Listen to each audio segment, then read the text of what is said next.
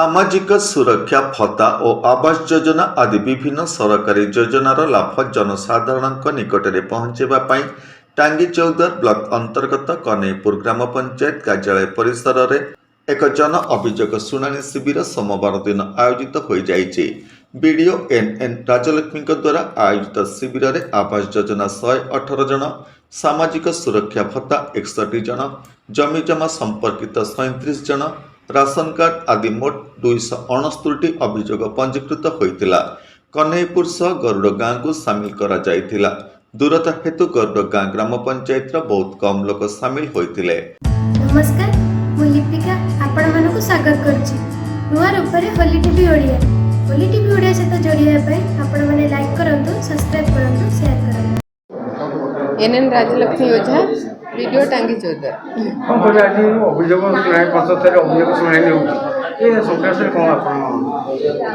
एबे हमें प्रति सोमवार आम ब्लॉक जेकोसी गोटे पंचायत स्तरीय जो अभियोग शुणाणी कार्यक्रम होची आज कन्हैपुर और गरुड़ गाँव थिला। कन्हैपुर पंचायत रे ही होची।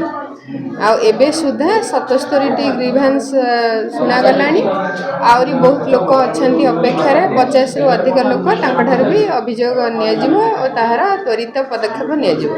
अभियोग केते लोक आशा करथुन, केते लोक हेबे 150 भली हे 150 रु 200 लोक हैला भली आशा करा जाउछ।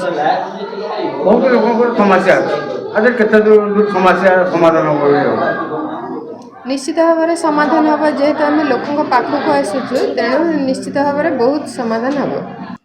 अतिरिक्त बीडीओ स्वास्थ्य जेना, सफा स्वास्थ्य केन्द्र डॉक्टर श्री कुमार दास, जीपीओ वर्षाराणी बेहरा, बीएफओ कल्पतरु मंगराज, एमआई इतिरंजन पात्र, IWSS जंत्री, स्वर्णमयी साहू, प्रताप विश्वाल, मानस लेंका, मधुस्मिता मुर्मू, भवानी शंकर दास, सुजीत साहू प्रमुख विभिन्न विभाग अधिकारी माने उपस्थित थिले।